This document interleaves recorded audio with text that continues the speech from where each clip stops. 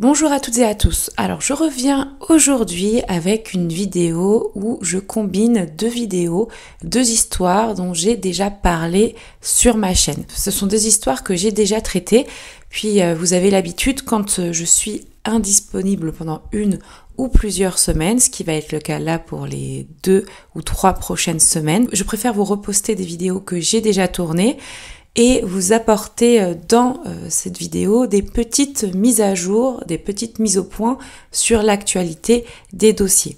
Donc aujourd'hui, je vais vous parler de 2 dossiers très marquants de disparition résolue, mais pas vraiment résolue finalement, vous allez voir. En effet, on va parler aujourd'hui de Thomas Rochkolb et Nordine Seguiri, qui sont tous deux disparus la même année en 2015 à seulement quelques mois d'intervalle. Autre point commun dans ces 2 dossiers, les faits se sont déroulés à seulement 25 minutes en voiture de distance dans les alentours de Chambéry et Aix-les-Bains en Savoie. Enfin, et le plus gros point commun dans ces 2 dossiers, c'est qu'on a un fort soupçon sur l'implication de Nordal Lelandais, criminel bien connu en France, et on a mis en lumière dans ces 2 dossiers des faits plus que troublants dont je vais vous parler pendant ces vidéos. On se retrouve juste après ça.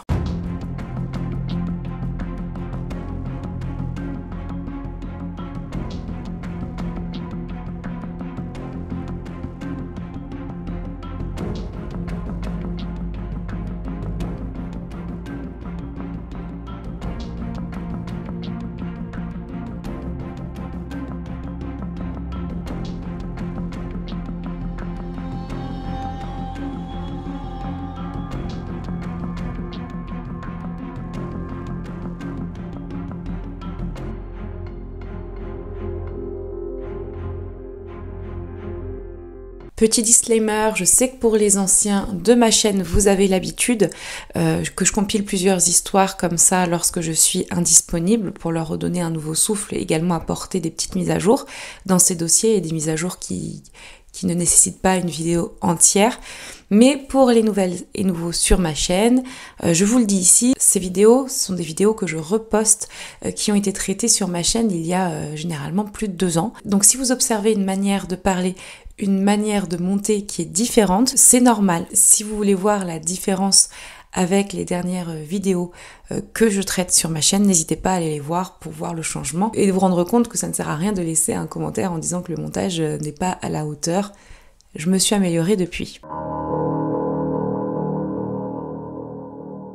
Pour une disparition qui est une disparition quand même pas du tout médiatisée, on va pas se mentir, on a quand même pas mal d'informations grâce notamment du fait qu'Aurida, la maman de Nordine, soit quand même très proche de la RPD et même travaillé en tant que secrétaire pendant un temps pour la RPD, et surtout en fait du fait qu'elle n'a jamais lâché l'affaire et que depuis le jour où son fils a disparu, Aurida est à fond pour connaître la vérité sur ce qui est arrivé à son fils. On va repartir quelques années en arrière. L'année de la disparition de Nordine en 2015 a 49 ans. C'est un homme qui a plusieurs passions dans la vie. Non seulement il est passionné de foot, mais également il est passionné de cuisine. Il adore cuisiner. Pour ce qui est un peu de son enfance et de son adolescence, c'était plutôt chaotique. Notamment, il n'avait pas des super bonnes notes à l'école. Et du fait que sa maman le décrivait comme quelqu'un de très gentil et un peu trop naïf, il avait côtoyé des personnes pas toujours bonne à côtoyer et du coup il a galéré pendant quelques temps. Après il se trouve que sa maman, Aurida, a toujours été d'un super soutien pour son fils et a toujours été très proche de son fils. Elle a toujours voulu qu'il s'en sorte. D'ailleurs c'est grâce à elle qu'il va rencontrer celle qui va accompagner sa vie et la future mère de ses enfants à cette époque-là. Donc à ce moment-là, Nordine est plutôt dans une bonne période de sa vie. Il va habiter à Pont-Saint-Maxence au nord de Paris. Il va enchaîner plusieurs travails et ensuite il va être embauché en CDI dans une entreprise de hard discount. Il va habiter à Noisy-le-Grand, dans la banlieue de Paris.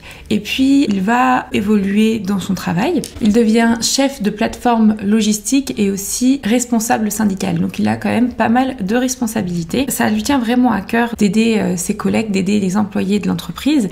Il va d'ailleurs organiser plusieurs grèves qui vont même durer des fois jusqu'à 1 mois. Et d'ailleurs, ces grèves vont marcher parce que ce qui a été revendiqué pendant ces grèves va généralement être accordé aux employés. mais du coup ça fait que il n'était pas très apprécié par ses responsables et qu'il a été congédié, on va dire, ou plutôt mis à pied. Il va un peu galérer, ça va bien lui saper le moral, mais il va entamer un procès parce que pendant qu'il était mis à pied, il va continuer à s'instruire au niveau de tout ce qui est loi. Il va être aidé par une avocate qui est une amie de sa mère, Orida, et donc il va gagner son procès contre son entreprise et va pouvoir reprendre son travail de manière un peu plus sereine. À ce moment-là, la relation avec sa compagne évolue pas mal puisqu'il va se marier. Ensuite, ils vont tous les deux déménager à Tarcy, qui est encore dans la plus proche banlieue de Paris. Ils vont devenir parents de 2 garçons. Le plus grand qui est né en 1995 qui s'appelle Raphaël et le plus jeune en 2005 qui s'appelle Axel. Et en plus de ça, du coup, je vous disais qu'il adorait le foot, et il est directeur d'un club de football à Tarcy.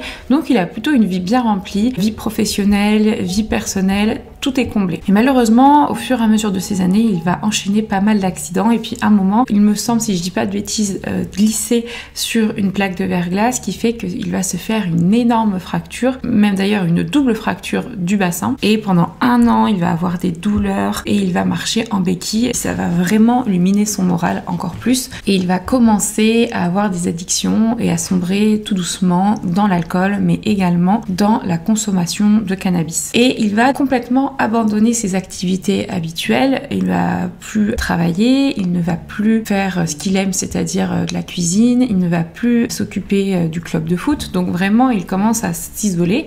En plus de tout ça, ça va se terminer avec sa femme. En 2012, il se sépare avec sa femme, c'est plutôt d'un commun accord, mais ça le rend très triste, Nordine, parce que ses fils lui manquent, il va avoir envie de voir ses fils. Et donc pendant les 3 prochaines années et jusqu'à sa disparition en 2015, il va habiter chez sa mère à la Seine-Saint-Denis. C'est le début de sa reconstruction, ça va être long mais plutôt bénéfique. Donc déjà, il va avoir un professeur qui va le soigner dans ses addictions et notamment son addiction à l'alcool. Il va retrouver un peu goût à la vie, il retrouve un travail en tant que cariste, il entraîne les jeunes de la ville au football, donc il va retrouver un petit peu ses habitudes et enfin il va se remettre à la cuisine.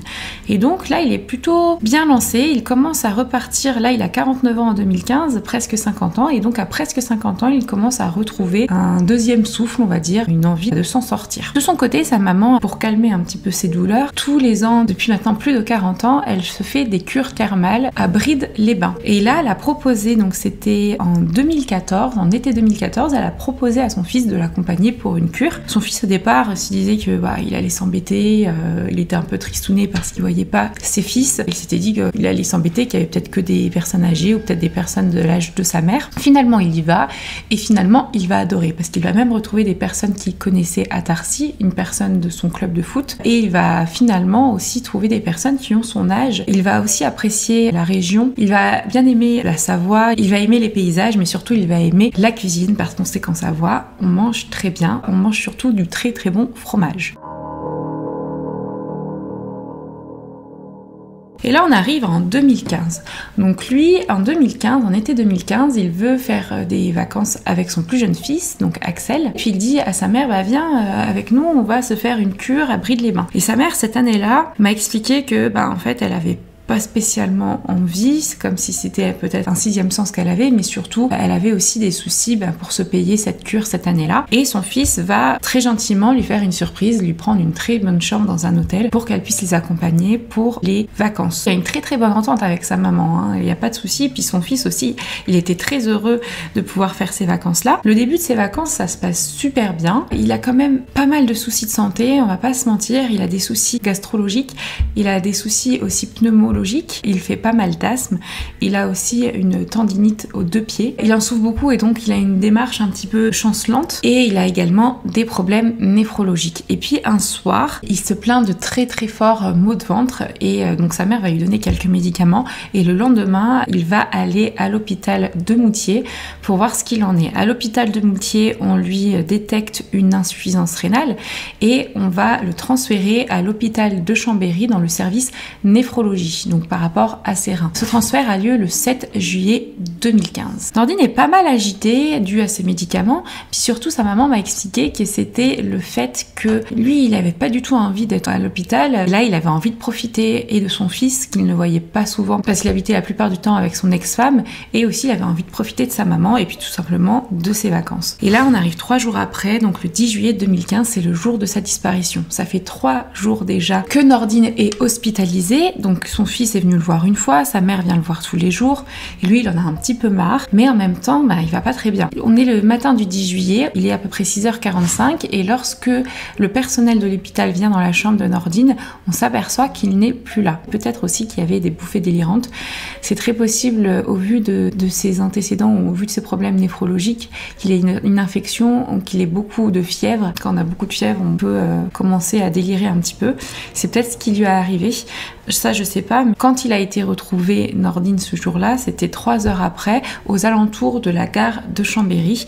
Il était habillé en t-shirt avec un slip, une blouse médicale et pieds nus.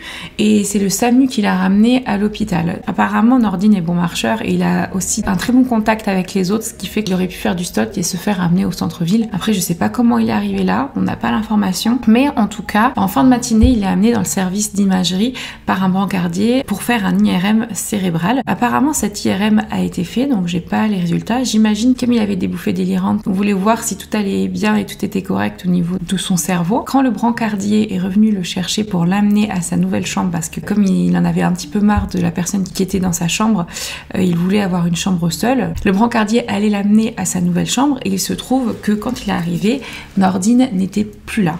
Et c'était entre 12h30 et 13h. Donc c'est à partir de ce moment-là que Nordine a disparu et que plus personne ne va l'avoir vue. Tout de suite, l'hôpital en avise sa mère. Sa mère, qu'est-ce qu'elle fait? Eh ben, elle arrive directement. Elle commence un petit peu à poser des questions. Comment est-ce qu'il était habillé?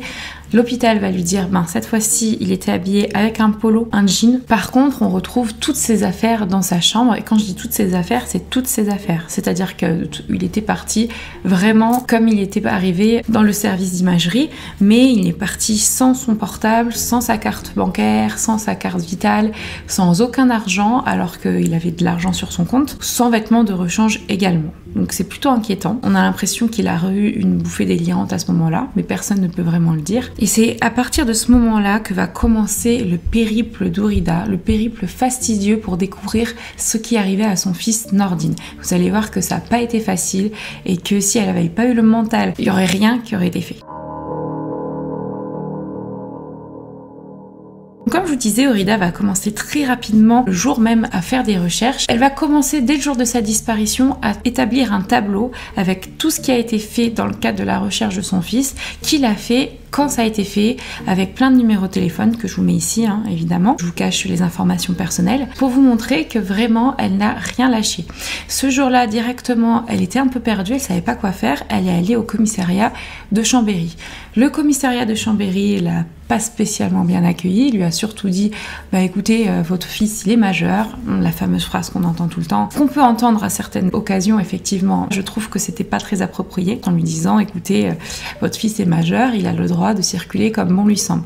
Sauf qu'on parle d'une personne qui est malade, qui en plus a des problèmes de reins néphrologiques, on le sait, ou alors sinon je vous l'apprends ici, que quand on a ce type de problèmes médicaux, il faut bien être hydraté, sachant que ce jour-là, à Chambéry, et le lendemain même d'ailleurs, il faisait entre 37 et 40 degrés Celsius. Donc c'est quand même très inquiétant, on est très vite déshydraté et avec des problèmes de reins en plus, c'est encore plus inquiétant. En plus avec le fait que le matin il est fugué de l'hôpital et que ça lui ressemble pas, qu'à mon avis il devait être dans une bouffée délirante, peut-être due à la prise de ses médicaments, peut-être due à sa fièvre, on est quand même sur, à mon avis, à mon sens, une disparition inquiétante. Mais c'est pas comme ça que ça a été envisagé au commissariat de Chambéry ce jour-là. Donc ce que va faire tous les jours, le temps qu'elle reste encore là, elle reste à peu près 1 mois pendant sa cure dans l'hôtel, elle va tous les jours, heureusement, se faire aider par des gens qu'elle connaît, mais aller demander partout, donc aux hôpitaux, dans les services qui pouvaient correspondre aux pathologies qu'avait son fils,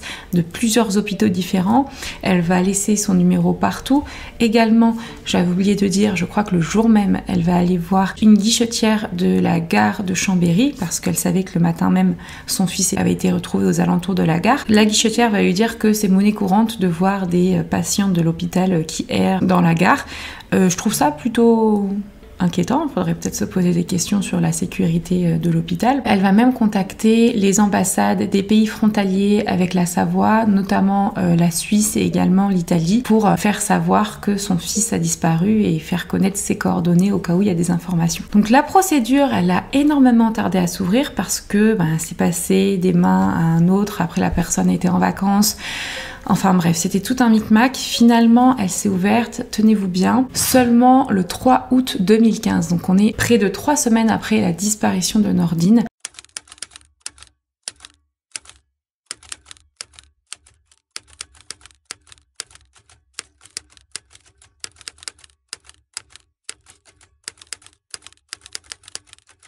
La procédure est enfin ouverte, c'est quand même super long. 3 semaines pour une personne qui est partie sans aucune ressource et qui avait des problèmes médicaux, je trouve que c'est irresponsable. D'ailleurs, il faut savoir que cette instruction, n'a rien donné à ce moment-là et elle a été clôturée en novembre 2015. Elle a brièvement été réouverte entre-temps à Noisiel, donc dans le 77, parce qu'on avait peut-être des indices ou des éléments qui nous feraient penser que Nordine était repassé ou revenu dans son département où il habitait. Et finalement, ça a été clôturé assez rapidement parce qu'on s'est rendu compte que c'était pas une piste envisageable. Aurida a même fait appel à un détective privé. Ça n'a rien donné. Aurida ne va plus avoir aucune nouvelle jusqu'au 2 mai 2016, jour dont elle se souvient bien. Ce 2 mai 2016.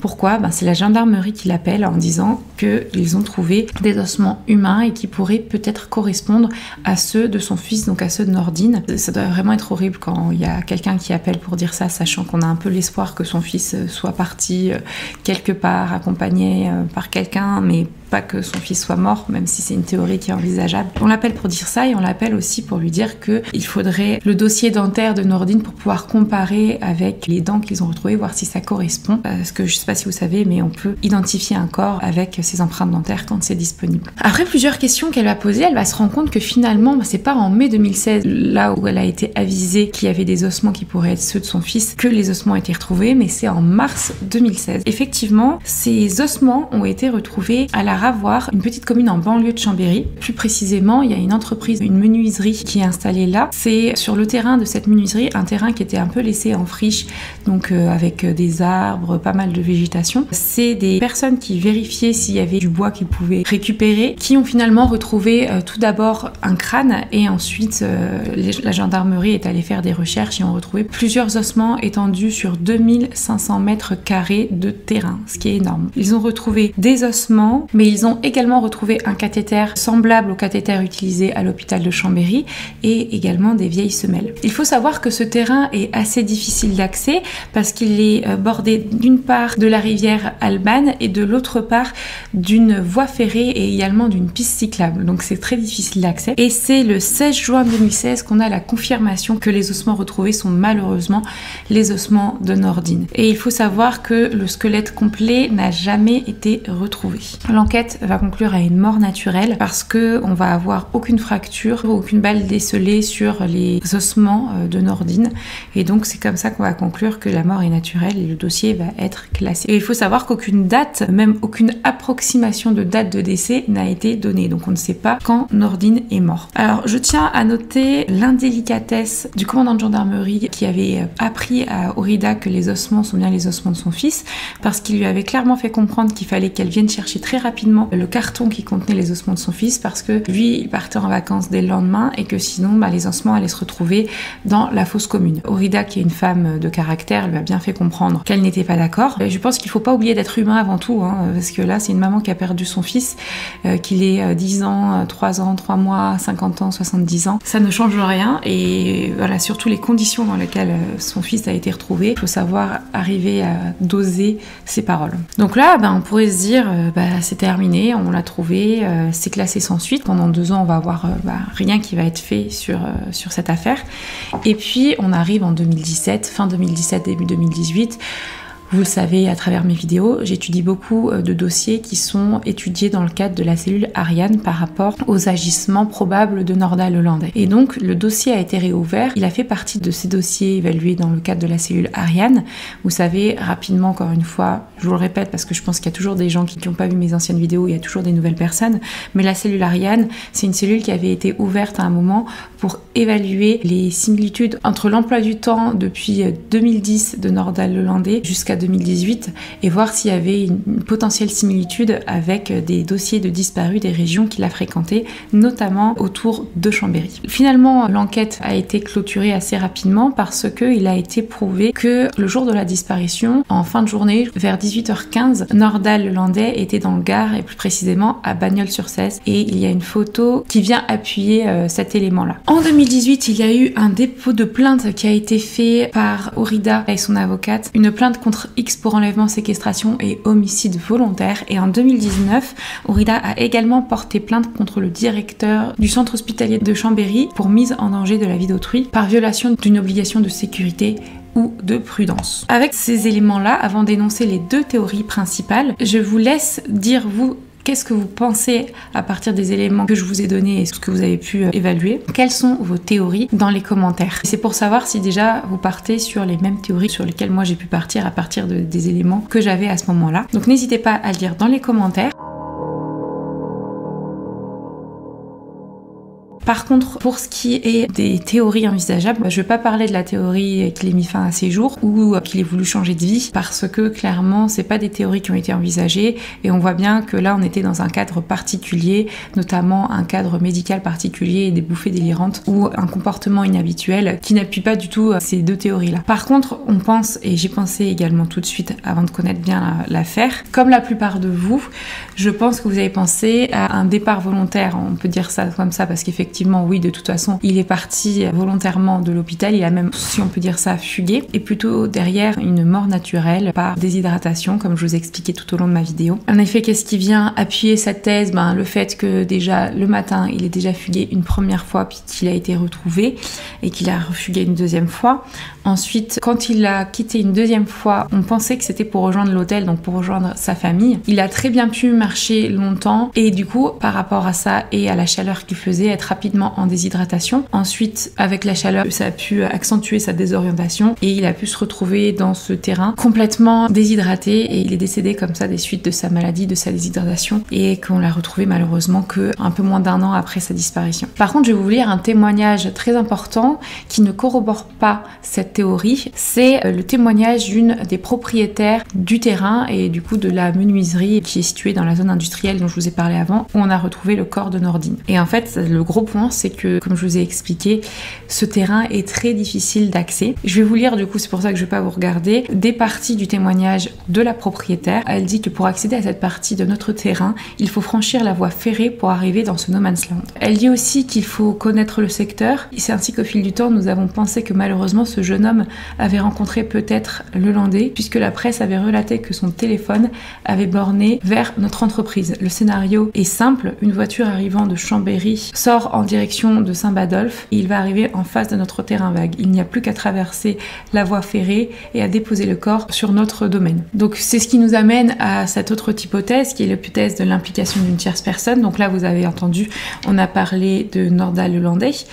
C'est ce que pense en tout cas la propriétaire de ce lieu. Effectivement, on a des informations qui laisseraient à penser que Nordal Lelandais était présent peut-être aux alentours du terrain. Apparemment c'est une information qui avait été relayée par la presse, mais on ne sait pas où, on ne sait pas quand exactement. Surtout, c'est pas des informations qui ont été confirmées. Par contre, comme je vous disais, on avait la preuve ce jour-là que Nordal Lelandais était dans le Gard à Bagnols-sur-Cèze et on avait une photo à l'appui. Mais on avait également l'heure de la photo qui était en fin de journée. Et on sait que au début de la journée, il était à Pont-de-Beauvoisin, là où il habitait un moment, à une quarantaine de kilomètres de Chambéry. Et on a des éléments qui peuvent nous amener à penser que dans son emploi du temps, ce serait intéressant de vérifier s'il était présent également pas loin du lieu de la disparition de Nordine, parce qu'on a des éléments au niveau de son emploi du temps et de ses connaissances qui corroboraient cette hypothèse. Je peux pas en dire plus, même si on a pas mal d'informations sur l'emploi du temps de Nordal Hollandais, parce que l'instruction est toujours en cours et que je n'ai pas envie d'interférer avec l'instruction et l'enquête. Mais voilà, il faut savoir qu'il y a quand même une grosse partie qui va être faite sur ce dossier,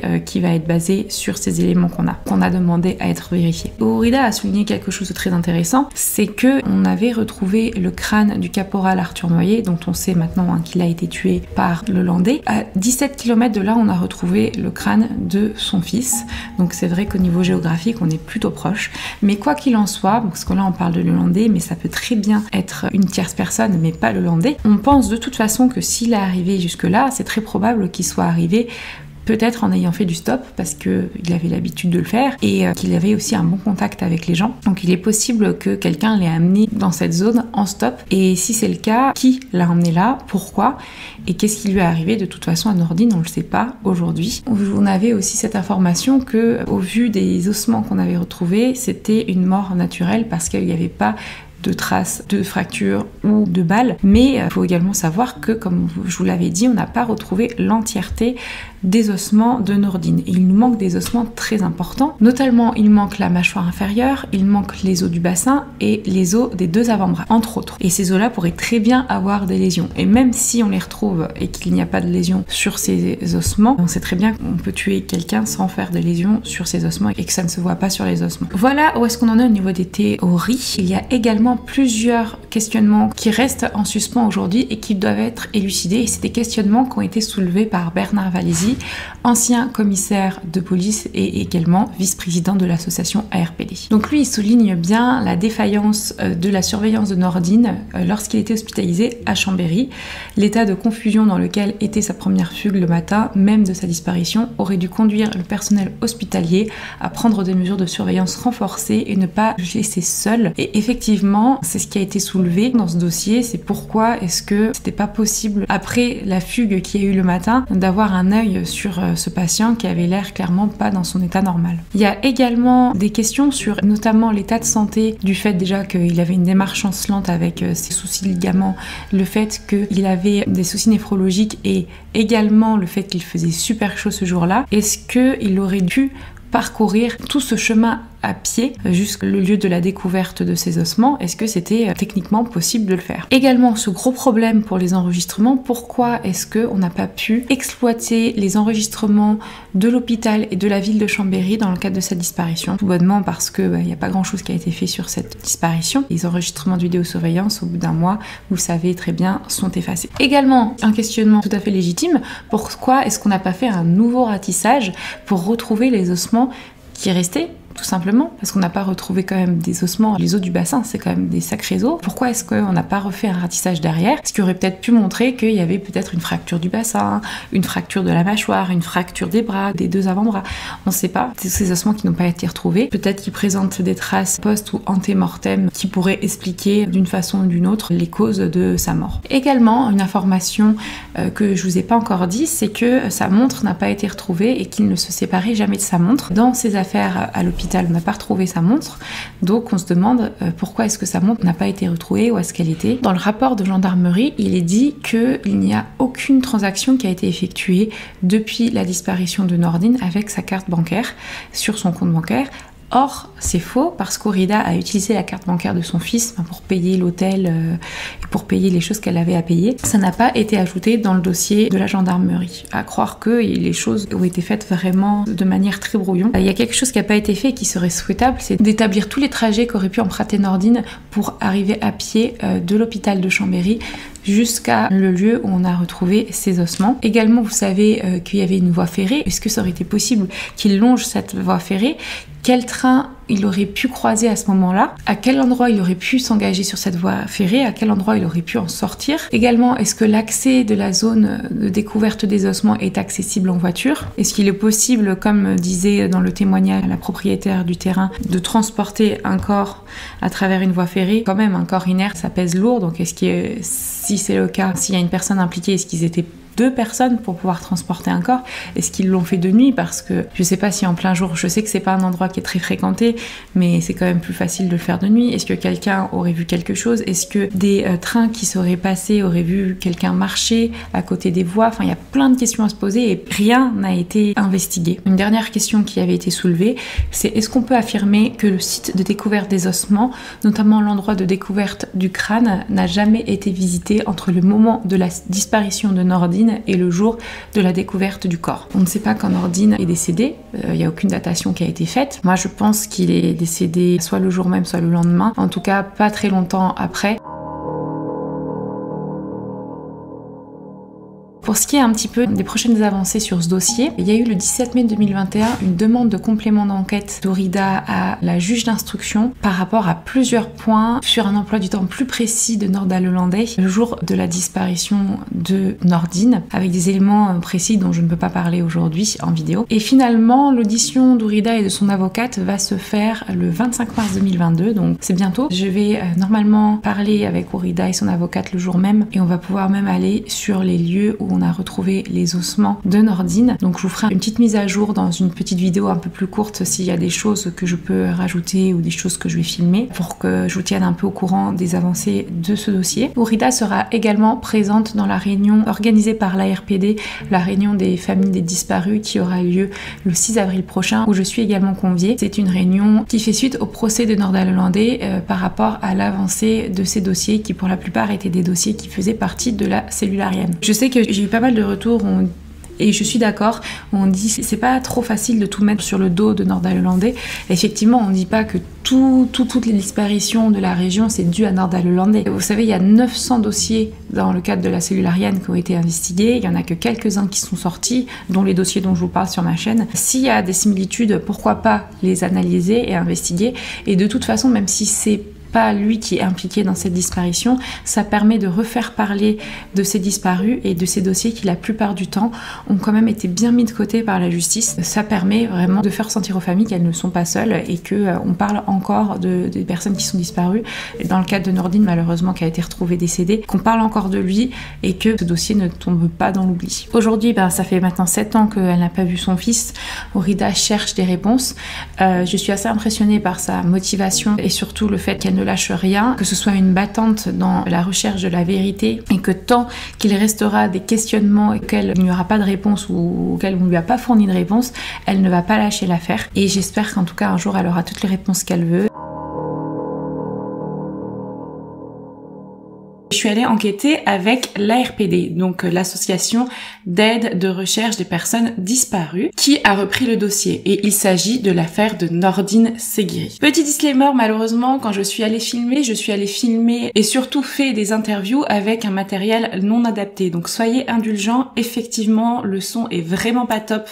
Mais je vous ai mis des sous-titres et vous allez voir, je vais faire en sorte que vous compreniez tout. Je tiens à dire, soyez indulgents, je débute et vous inquiétez pas, avec une fille qui travaille avec nous dans l'association, on a pu déjà investir dans du matériel de qualité, donc les prochaines vidéos de ce type que vous allez voir sur ma chaîne et d'ailleurs aussi sur le site de la RPD seront vraiment de meilleure qualité. Donc si on part sur l'hypothèse Lelandais, certaines demandes d'actes ont été faites en ce sens. Notamment, je vous avais raconté que le jour de la disparition de Nordine Seguiri, on était le 10 juillet 2015, le matin même, Norda Lelandais était à Pont de Beauvoisin parce qu'il avait ouvert un compte dans une agence de banque. Donc ce qui a été demandé, c'était de faire préciser à quelle heure exactement Norda Lelandais avait rendez-vous le 10 juillet 2015 pour ouvrir son compte et à quelle heure il est ressorti. Également, je vous avais parlé dans la même journée que Lelandais était aussi présent dans le Gard en fin de journée. Pourquoi? Parce qu'on le voyait sur plusieurs photos prises depuis son téléphone à partir exactement de 18h17 au bord d'une piscine, sachant que dans la région où il a pris ses photos et où ça a été géolocalisé, il a 2 cousins de qui il était très proche à ce moment-là et qu'il voyait souvent. Donc des précisions doivent être apportées sur le fait de savoir s'il s'est bien rendu chez eux ce jour-là et s'ils reconnaissent l'endroit où ont été prises ces photos,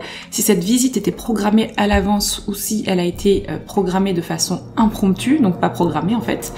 quel avait été son moyen pour venir dans le Gard, moyen de déplacement, pardon, quand est-il reparti et de quand datait sa dernière visite avant le 10 juillet 2015. Donc en plus, je vous avais dit, selon Google Maps, entre Chambéry et le Gard, donc Bagnols-sur-Cèze où il s'est rendu, il y a environ 2h45 de route. Sachant que Nordine a disparu à partir de 12h30, c'est tout à fait compatible avec le fait qu'il se trouve à Chambéry le matin même, ou enfin le midi même, et qu'il se soit déplacé ensuite dans le Gard. Alors je vous avais pas parlé de cette piste, mais je vais vous en parler un peu plus tout en gardant l'anonymat du principal concerné. On va l'appeler ici Monsieur X. Monsieur X était un très bon ami de Nordal Lelandais. Ils se voyaient régulièrement et mangeaient ensemble régulièrement. Entre autres, Monsieur X l'invitait très régulièrement manger dans son entreprise. Son entreprise, je vous le donne en mille, se trouve où? C'est une des entreprises voisines de l'entreprise qui possédait le terrain sur lequel a été retrouvé Nordine. À noter, et je le dis ça parce que je trouve ça très intéressant, vous savez, le jour où malheureusement Nordal Lelandais a tué le caporal Arthur Noyer, il avait dîné ce soir-là avec ce Monsieur X dans son entreprise. Et enfin, important aussi pour le reste de ma vidéo, il est important à savoir que Nordal Lelandais a tué Arthur Noyer tout d'abord sur un parking se trouvant à Saint-Baldolphe, qui est à proximité de cette zone industrielle avec les entreprises dont je vous parle depuis le début. Ça a été rajouté par la mère de Nordine. Elle a écrit que en plus l'itinéraire permettant de se rendre de Pont-de-Beauvoisin où Nordal Lelandais était le matin à la Ravoire, donc le siège de l'entreprise dont je vous parle, en passant par Chambéry, pouvait très bien croiser celui de Nordine qui souhaitait probablement rejoindre l'hôtel où nous séjournions à Brie-les-Bains en faisant de l'autostop comme il en avait l'habitude. Donc tous ces éléments que je viens de vous énoncer justifient l'audition de Monsieur X, à savoir préciser si Nordal Lelandais est venu à son entreprise le 10 juillet 2015 en fin de matinée ou en début d'après-midi. Dans l'affirmative, quel était son comportement? Avait-il évoqué une rencontre? Quels moyens de locomotion utilisait-il? Et avait-il évoqué un départ pour se rendre dans le Gard en fin de journée? Il a également, comme je vous disais, été demandé des précisions sur deux autres hypothèses hors l'hypothèse Lelandais. Effectivement, quand on a retrouvé le portefeuille de Nordine qui était resté avec ses affaires à l'hôpital de Chambéry, il y avait sur un post-it deux numéros de téléphone, avec le prénom d'une femme. Donc évidemment, Ourida a appelé un de ces numéros. C'est une femme qui a décroché et lorsqu'elle a évoqué la disparition de son fils à ce moment-là, il y a un homme derrière qui lui a hurlé de raccrocher. Ensuite, elle n'a plus jamais rappelé ses numéros. Je pense que ça l'a un peu choquée. Sachant que Nordine, des fois, fumait un peu de cannabis, il aurait pu par exemple souhaiter les rejoindre après avoir convenu d'un rendez-vous à Chambéry. Également, il a été demandé des vérifications sur l'heure précise de départ de Nordine de l'hôpital de Chambéry, parce que ce qui a été rapporté dans le rapport des gendarmes, donc le rapport de la gendarmerie, c'est qu'il est parti vers 11h, alors que les vérifications qui ont été faites sur le rendez-vous qu'il avait à l'IRM, le moment où le brancardier l'a laissé, tout ça, on a estimé l'heure où il a fugué de l'hôpital entre 12h15 et 13h. Donc on a besoin de faire des vérifications là-dessus pour peut-être changer ces indications qu'il y a là dans le rapport. Et effectivement, préciser exactement quelle était la météo à cette heure-là à 13h. Je vous avais dit que c'était une météo qui était très chaude, il faisait presque 40 degrés. Il serait important de faire savoir si l'état de santé de Nordine permettait qu'il marche seul à pied les 7 km qu'il sépare de l'hôpital de Chambéry au lieu funeste où on a découvert son corps. D'ailleurs, il se baladait avec un embout de perfusion qui a été retrouvé dans le bras et c'est très peu probable quand même qu'il ait pu marcher ces 7 km en passant complètement inaperçu. Donc à partir de toutes ces informations et de toute cette remise en contexte et de ces éléments qui ont été amenés à la juge d'instruction, avec Bernard Valézy, vice-président de l'association ARPD, nous avons décidé d'aller ensemble à Chambéry pour accompagner Ourida. Ouais, c'est le grand jour aujourd'hui. On va à Chambéry pour l'affaire de Nordine Seguiri. Donc là, je pars de Lyon, là. Et puis, on va voir ce que va dire la juge d'instruction concernant les nouveaux éléments qu'on va apporter. On se retrouve dans la voiture, direction Chambéry. Nous y sommes allés le 25 mars. Nous sommes ensuite allés rejoindre Chambéry. Plus précisément, nous avons attendu la sortie d'Ourida, la mère de Nordine, et de son avocate Maître Vialard, afin de recueillir leurs premières impressions. Oui, donc on vient de rencontrer le juge d'instruction et je crois que ma cliente est tout à fait satisfaite de cet entretien dans la mesure où elle a pu poser un certain nombre de questions et que le juge va étudier la faisabilité des problèmes qui lui ont été posés. Donc c'est un entretien plutôt positif, on va dire, aujourd'hui, et on attend par contre de voir la suite. Mais au début, elle était un peu réfractaire, elle n'était pas vraiment ouverte. Mais après, petit à petit, ce qui m'a étonnée, c'est qu'elle n'a pas laissé parler mon avocate. Elle m'a dit, c'est vous qui devez être entendu aujourd'hui. On a travaillé sur le dossier depuis 6 ans, donc je connais le dossier par cœur. Alors je lui ai parlé même de la carte bancaire qu'elle ne savait pas.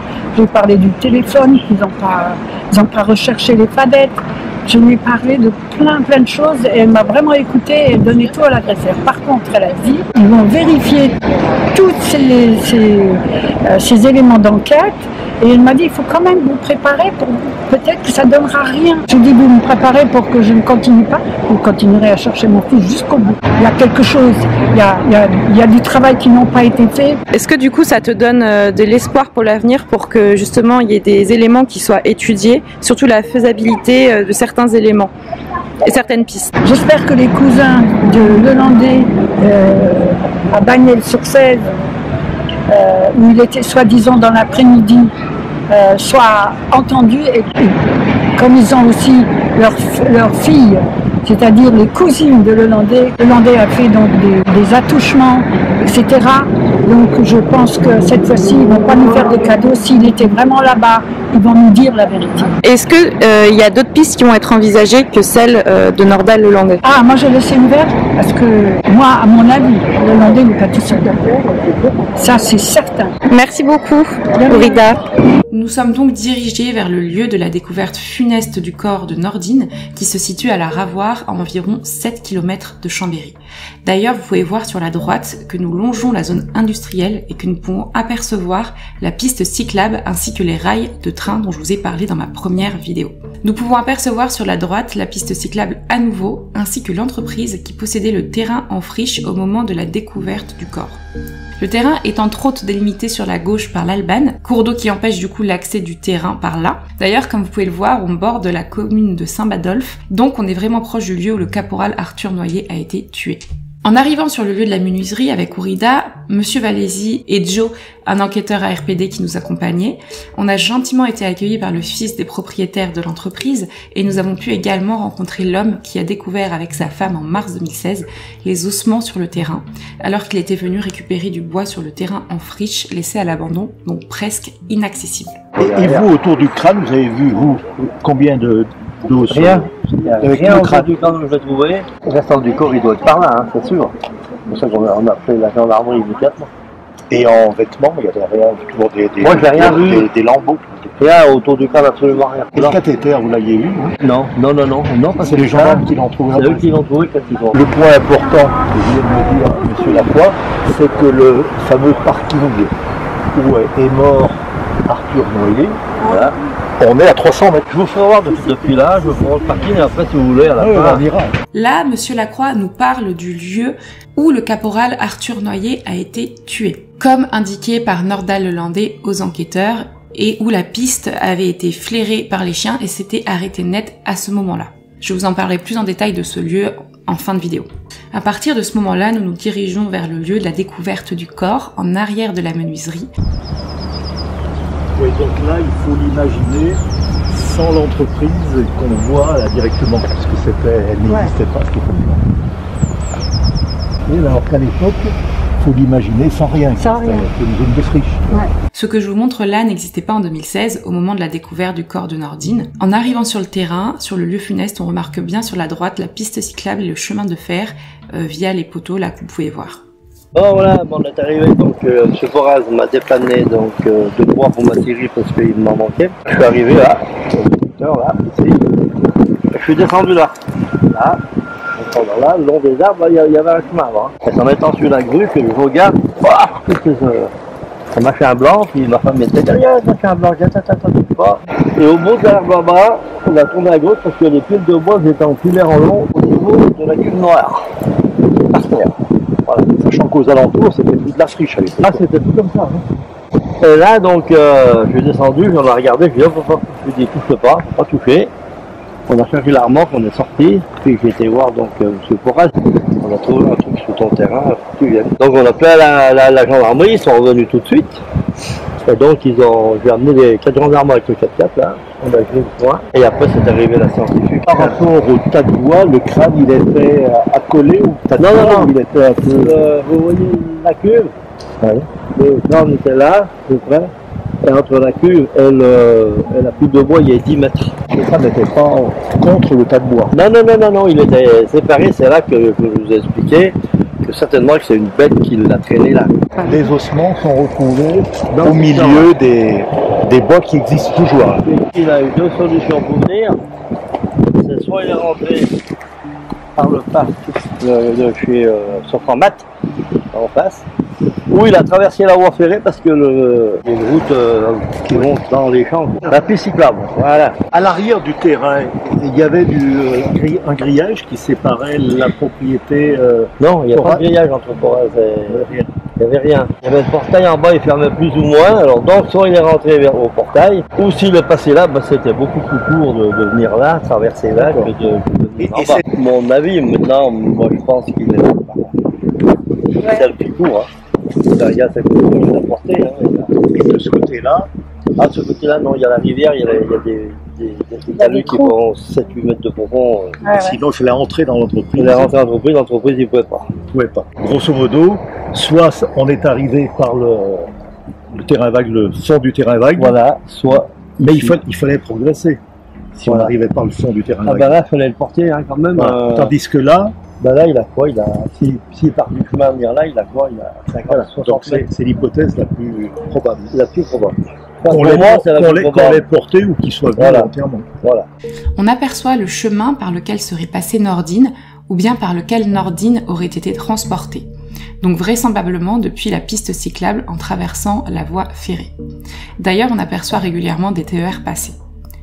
En repartant, M. Valézy repère d'ailleurs des ossements sur le terrain, a rappelé que le squelette entier de Nordine n'a jamais été retrouvé et qu'il manquait quelques gros ossements, comme par exemple le bassin. Ce qu'on vous montre là a été catégorisé assez rapidement par Monsieur Valézy, qui a l'habitude, en tant qu'ancien commissaire de police, comme étant très probablement un ossement animal. Nous avons vérifié de mon côté à travers un groupe Facebook qui regroupe des personnes qui savent reconnaître des espèces à partir des ossements, et de son côté à lui, Monsieur Valézy, qui a demandé à une experte. Les résultats de ces demandes que je vous mets ici à l'écran ont confirmé l'origine probable animale et que ces ossements provenaient sûrement d'une partie de bassin animal au vu de la taille. Nous sommes allés par la suite vérifier du côté de la piste cyclable, notamment interdite aux voitures. Comme nous pouvons le voir, cette piste cyclable est assez large pour faire passer une voiture. Donc on peut très bien venir ici en voiture et déposer quelqu'un. Donc c'était pas fermé, maintenant c'est fermé. La dernière fois qu'on y était allé, c'était ouvert. D'accord. Et nous nous sommes garés au niveau d'un bâtiment SNCF, juste en face du terrain où nous étions tout à l'heure, qui au moment de la mort de Nordine était accessible, mais qui ne l'est plus aujourd'hui. On peut voir d'ailleurs qu'il y a un grillage.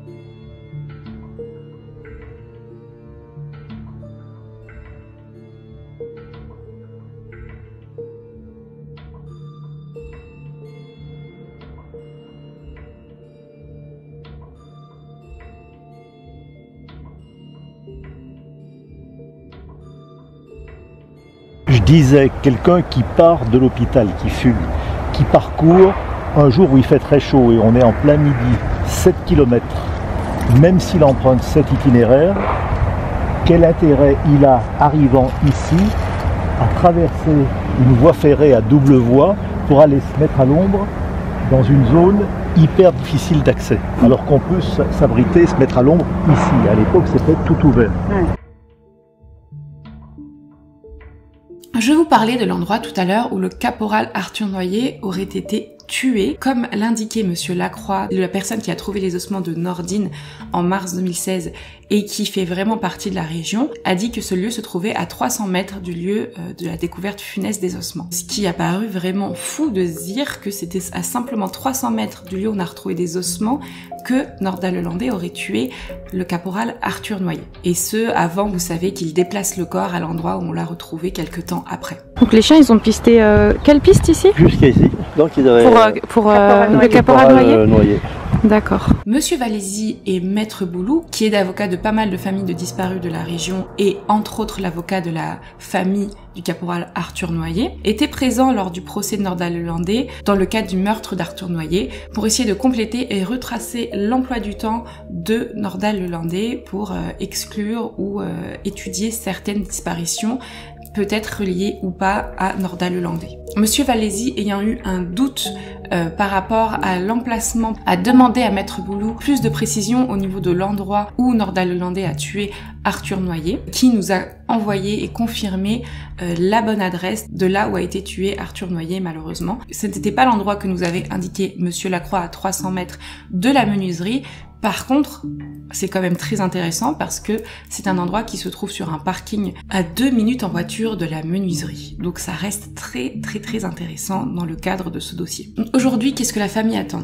La famille attend que les demandes d'actes demandées à la juge d'instruction soient pris en compte et que tous ces éléments soient étudiés afin peut-être de fermer la piste Lelandais, d'en ouvrir une autre avec les numéros de téléphone qu'on a retrouvés dans le portefeuille. En tout cas, juste donner des réponses à Aurida qui se bat maintenant depuis le 10 juillet 2015 pour savoir ce qu'il s'est passé pour son fils. Aujourd'hui, pour ce dossier, malheureusement, rien n'évolue. Plus personne n'en parle sauf la mère de Nordine, évidemment, Aurida, qui espère quand même qu'il va y avoir une suite à ce dossier très suspect malgré le temps qui passe.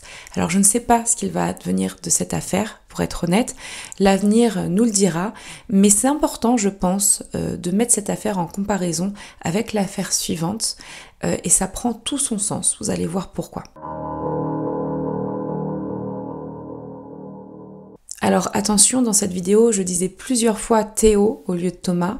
C'est parce qu'à l'époque, je traitais 2 vidéos en même temps, donc 2 affaires en même temps, celle de Théo et de Thomas. Donc j'ai fait souvent l'erreur dans ma vidéo, mais on parle bien évidemment de Thomas Rochekolb tout le long. Thomas Rochekolb, c'est un jeune homme de 18 ans en 2015, donc au moment des faits. On n'a pas énormément d'informations, malheureusement, sur qui il était, quel était son état d'esprit au moment de sa disparition. On a quand même quelques informations. Donc Thomas, lui, est alsacien, il habite dans la banlieue de Strasbourg, à Ligonsheim. Ses parents sont séparés et d'ailleurs, il va à ce moment-là, au moment de sa disparition, rendre visite à son père qui habite à Grésy-sur-Aix à ce moment-là. Grésy-sur-Aix, c'est vraiment entre Chambéry et Annecy, je dirais.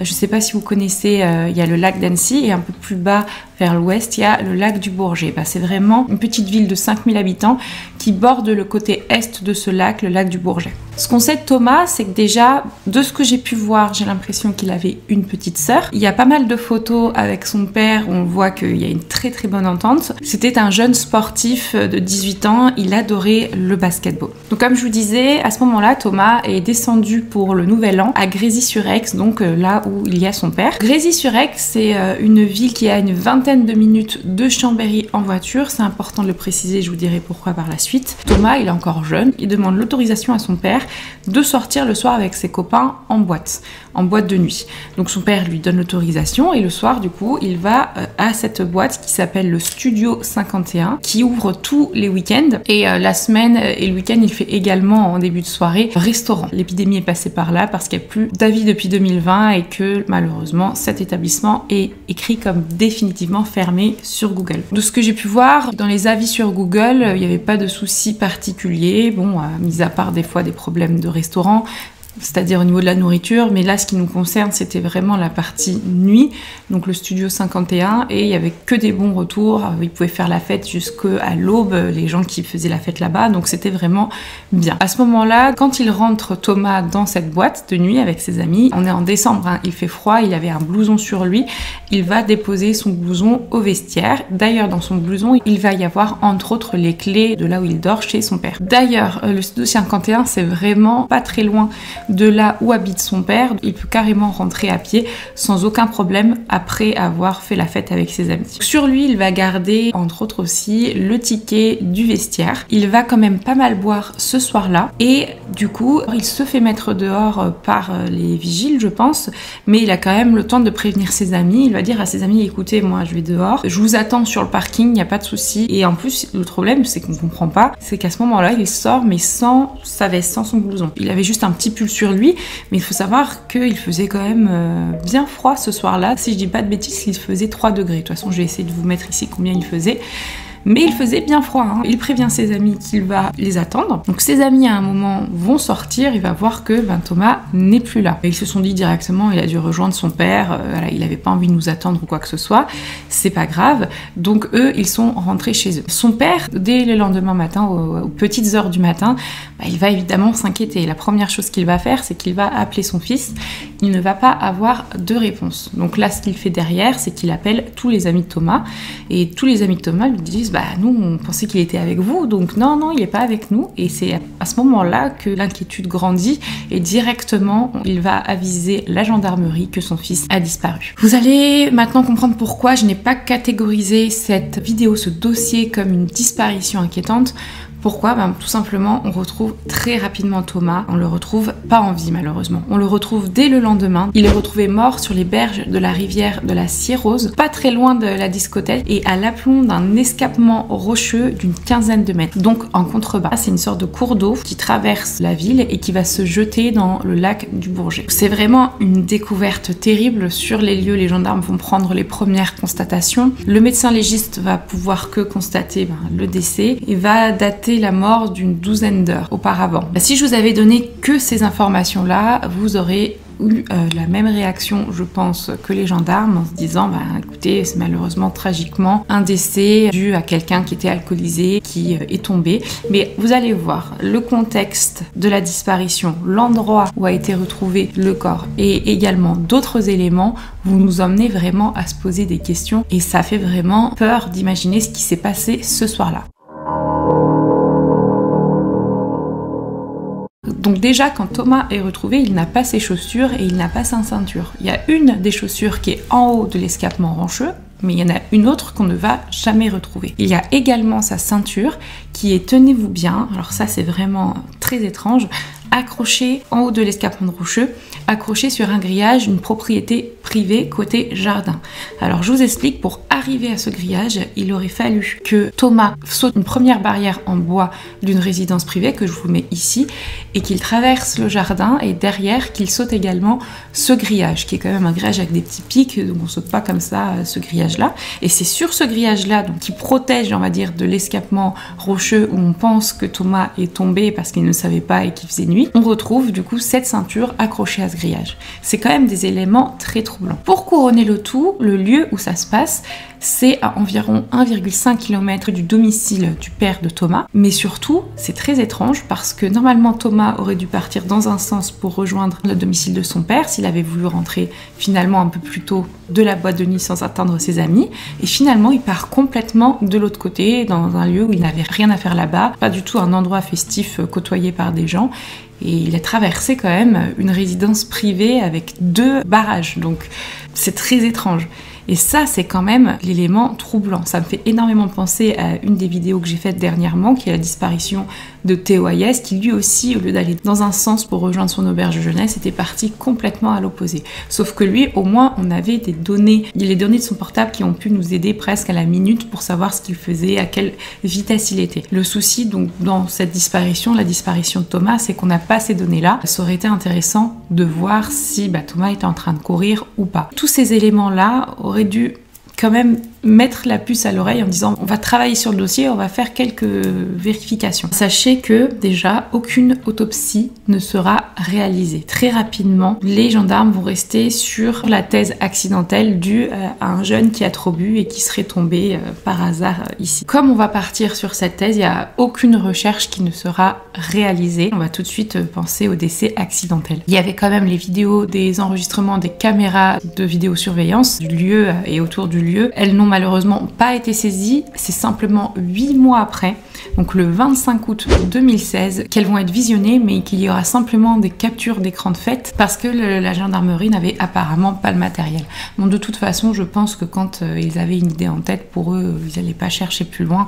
Ils ont essayé de voir s'il y avait des éléments sur ces vidéos de caméra surveillance, mais malheureusement, non. Le portable de Théo aurait pu être aussi intéressant à voir s'il avait essayé de contacter quelqu'un ou quoi que ce soit. Il fait partie des objets qui ont été retrouvés sur Théo, mais malheureusement, de ce que j'ai pu voir, le portable de Théo sera endommagé par la gendarmerie et donc inexploitable. C'est quand même étrange. C'est ce qui a été dit en tout cas à ce moment-là. Ce qui fait que rapidement en 2017, ce dossier est clôturé. Et comme je vous disais, on conclut à une mort accidentelle due au probable état d'ébriété de Thomas. Les parents, ils ont eu vraiment, je sais pas, un instinct.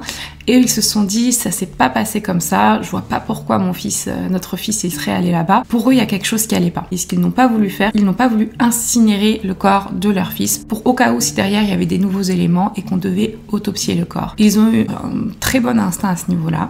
Du coup, ils ont inhumé le corps de leur fils. Il a été enterré au cimetière de Schiltigheim, qui est dans la banlieue de Strasbourg. Petite anecdote qui n'a rien à voir, ça me fait penser, malheureusement, Schiltigheim, à l'affaire Sophie Le Tan. Je vous avais fait une vidéo, je vous la mets ici, ça n'a rien à voir, mais je vous le mets ici parce que c'est un quartier qui a tout de suite fait tilt dans ma tête. Donc là, vous le savez déjà, je vais pas à chaque fois vous faire de suspense. En 2018, le Landais commence à être très médiatisé dû à ses affaires, maintenant qu'on sait qu'il était coupable d'ailleurs pour l'affaire de la petite Maëlys et du caporal Arthur Noyer dans la zone de la région de Chambéry, entre autres. Ce dossier va être rouvert et il va faire partie des 40 dossiers qui ont été mis en avant dans la cellule Ariane sur tous les 900 dossiers cold case, on va dire, ou de disparition ou de mort suspecte qui ont été étudiés dans le cadre de cette cellule. Cellule Ariane, très rapidement, vous le savez, c'est d'étudier la vie de Nordal Le Landais de 2000 à 2017, tout le parcours de vie et d'essayer de voir si on peut le relier avec des cas non élucidés de la région, de disparition ou de mort suspecte. Il y a quelque chose avec, du coup,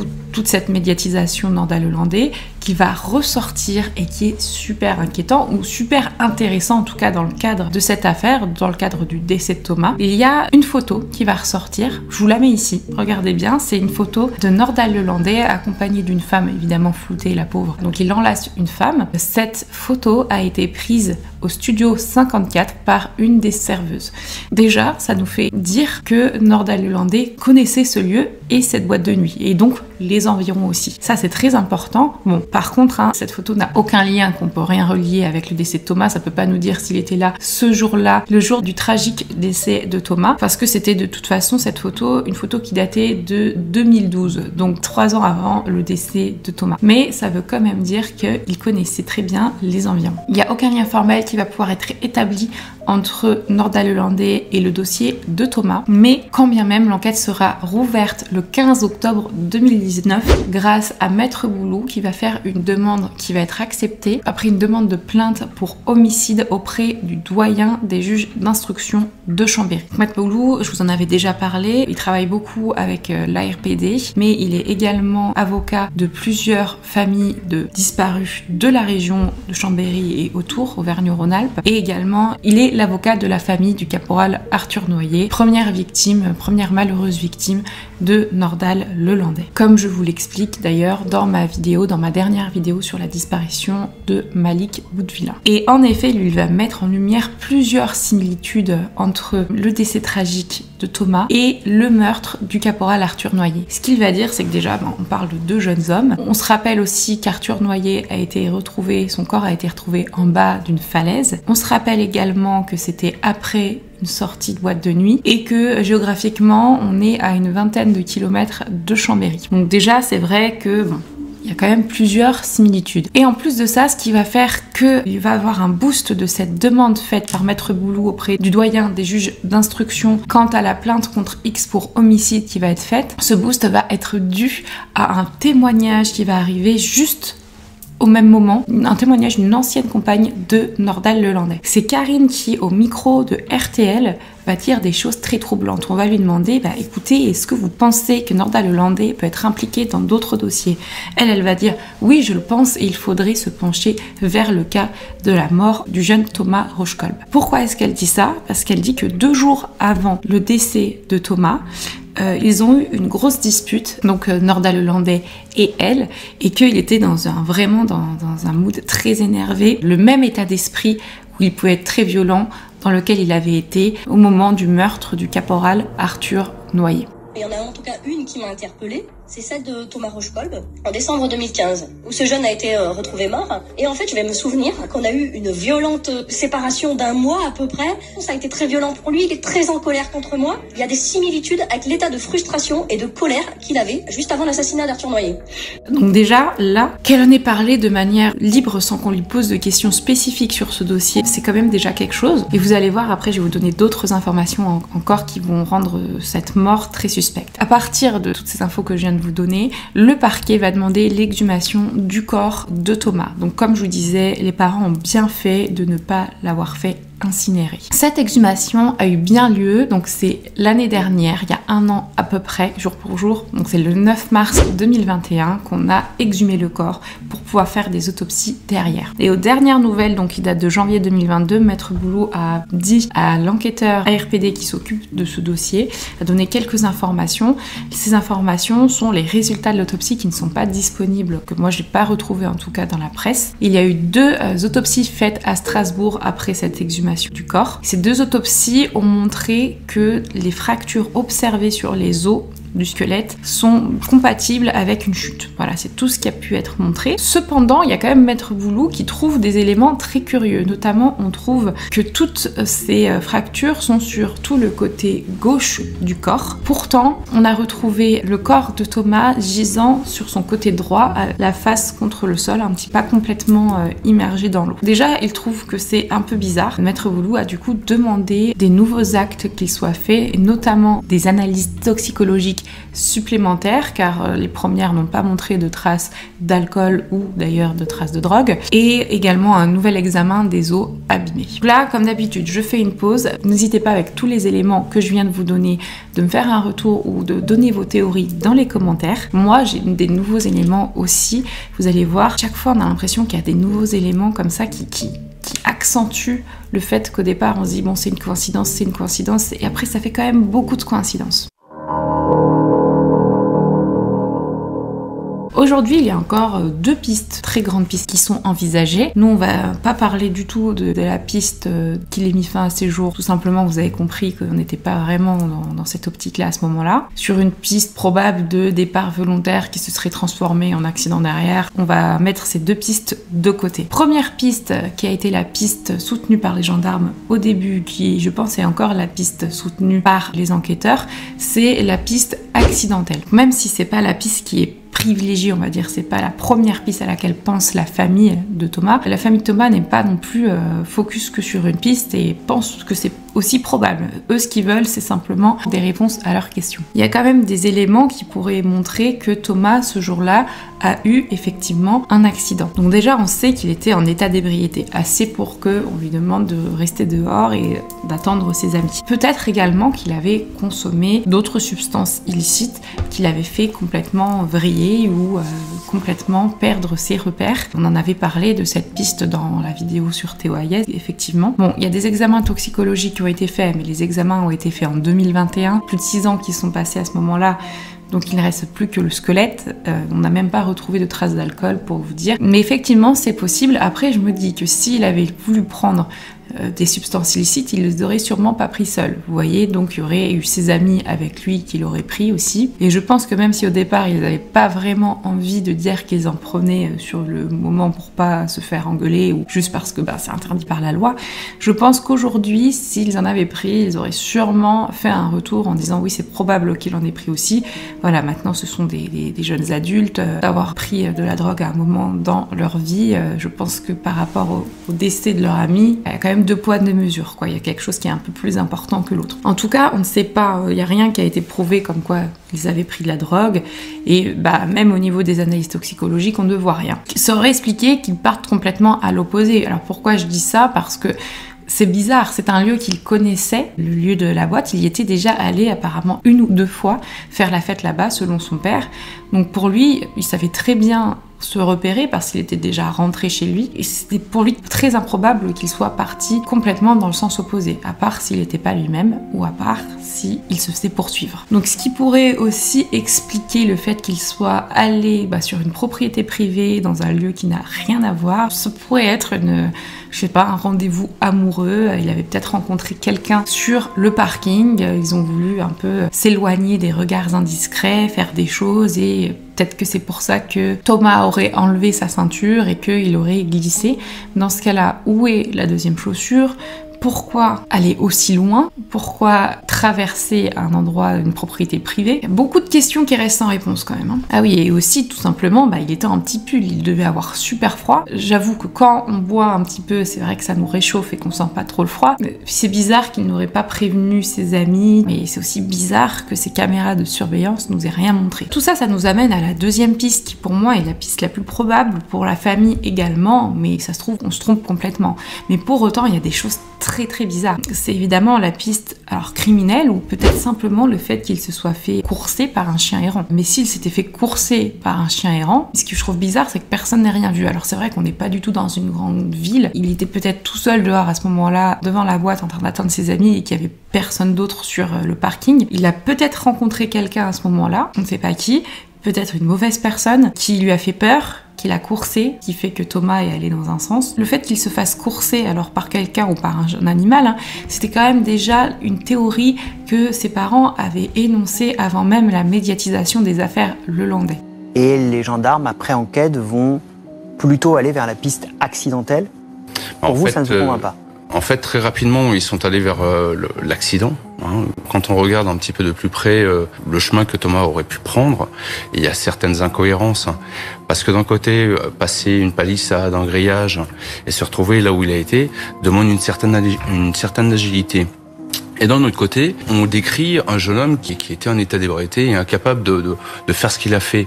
Donc, on peut déjà se poser quelques questions par rapport à ça. Tous les éléments, c'est vrai, mènent à penser que finalement il se faisait courser, donc il courait parce qu'il avait peur de quelque chose, ce qui aurait expliqué qu'il saute le premier portail en bois, qui est quand même assez haut, et puis qu'ensuite il saute le deuxième. Et ce qui explique aussi le fait qu'il ait enlevé sa ceinture à ce moment-là, c'est peut-être tout simplement pour se défendre, parce que sur la ceinture, il y avait un gros ceinturon, quelque chose d'assez lourd qui pourrait faire peur à un animal ou qui pourrait faire mal à un animal. Et en fait, en sautant le deuxième grillage, il serait tombé en contrebas parce qu'il n'avait pas vu qu'il y avait une falaise d'une 15aine de mètres quand même. Alors, je comprends pas pourquoi du coup on a retrouvé une chaussure en hauteur. Pourquoi le ceinturon est, on va dire, pas jeté par terre mais sur le grillage? Est-ce qu'en le jetant il serait arrivé sur le grillage, ou est-ce qu'il l'aurait déposé là tranquillement? Est-ce qu'un chien aurait tiré sur ses chaussures, se soit retrouvé sans chaussures, et que derrière, dans la panique, il est couru sans regarder devant lui? C'est vrai que ça reste quand même très probable, très possible. Cependant, ce qui est bizarre, c'est que personne n'a rien vu, n'a rien entendu. Ça me paraît très bizarre, parce que c'est un quartier résidentiel quand même. Si on entend un chien aboyer, quelqu'un peut-être qui court, ça s'entend parce que c'est quand même très calme dans le coin. C'est quoi le lien avec le Landais? C'est évidemment la photo de 2012. Donc on se dit,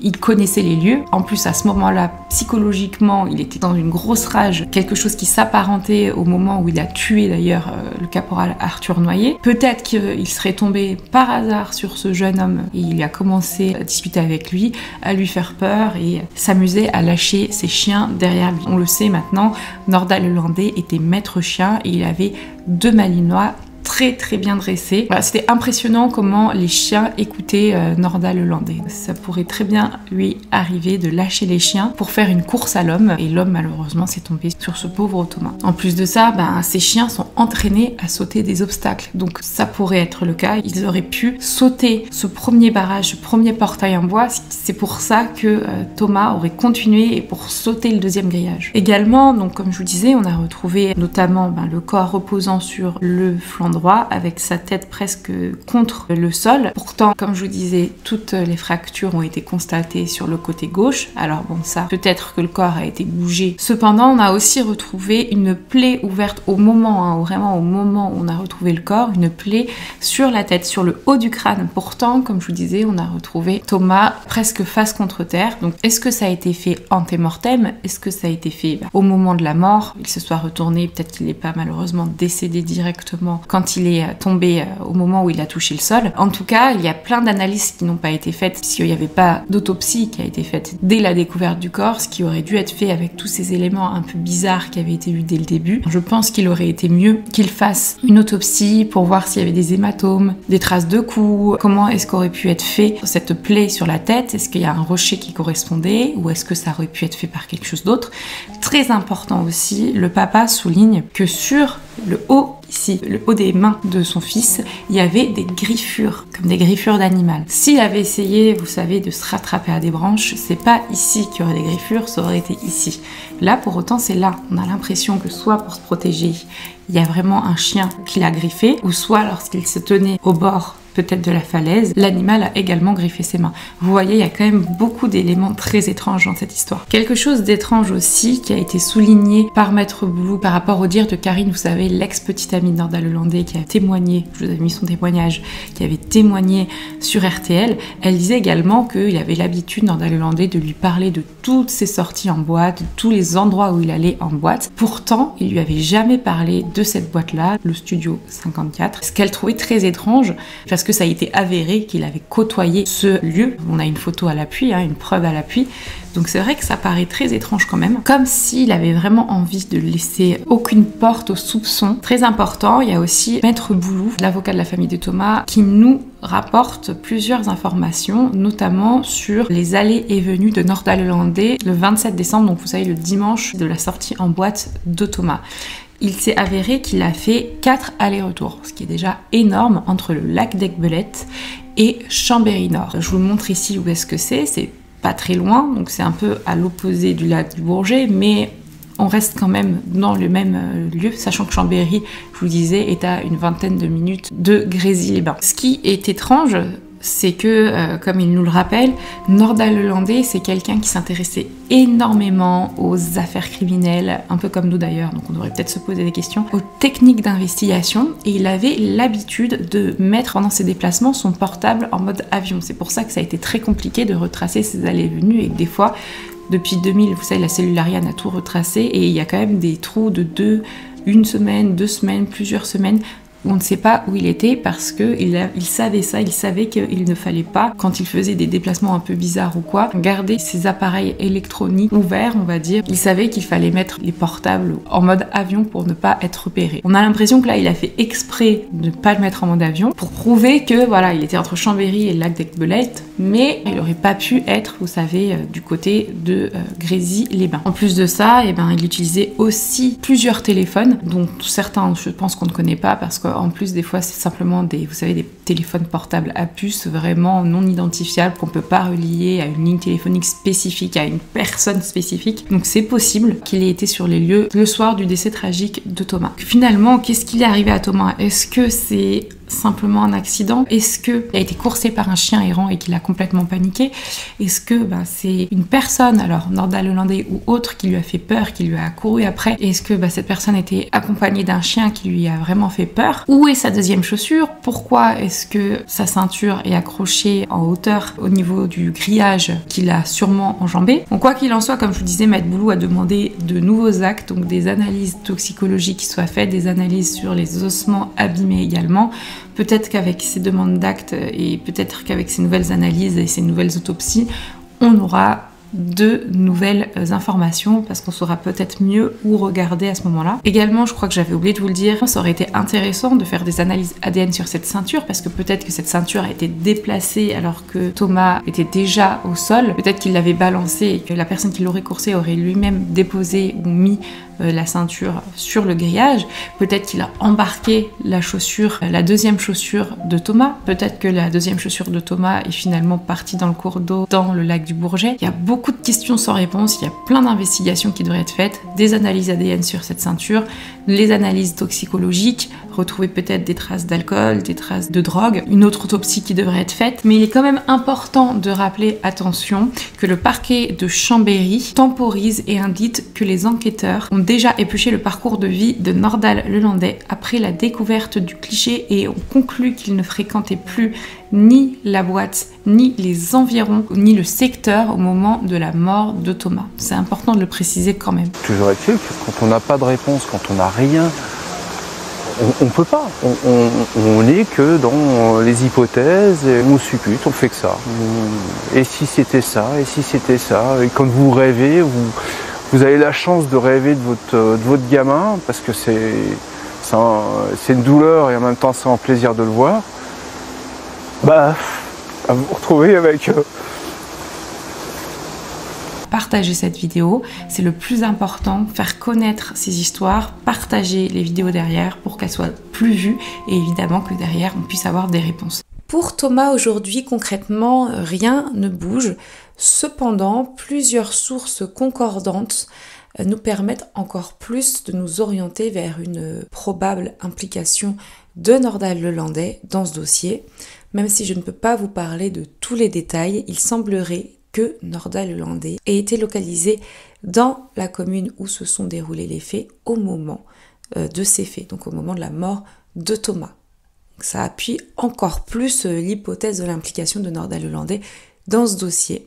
Donc je ne sais pas où ça en est au niveau juridique, ça peut prendre du temps, effectivement. C'est frustrant que ça n'avance pas, mais à mon avis, les choses vont avancer, que ce soit maintenant ou dans quelques années. C'est surtout très long pour les familles et les proches des disparus, et là ici dans les deux cas donc des malheureux décédés. Ça paraît vraiment frustrant parce qu'il y avait d'autres dossiers où on soupçonnait très fortement Nordal Lelandais, mais aujourd'hui il n'a été désigné coupable que seulement dans 2 dossiers. Alors seulement c'est déjà beaucoup trop, on est d'accord, mais vous avez compris le sens de ma phrase. Les dossiers donc de la petite Maëlys et le dossier du caporal Arthur Noyer, tous deux tués des mains de Nordal Lelandais. Je vous ferai bientôt une énorme vidéo sur toutes les autres victimes potentielles de ce meurtrier et je pense que c'est très important. Ce sera une grosse vidéo sur ma chaîne, peut-être en compagnie d'un autre youtubeur. Je vous en parlerai au moment propice, mais je pense qu'il faut absolument traiter tous ces dossiers-là et les possibilités d'implication autre de Nordal Lelandais. Merci à toutes et tous d'avoir suivi cette vidéo. On se retrouve dimanche prochain pour une nouvelle vidéo. Et en attendant, prenez soin de vous et de vos proches.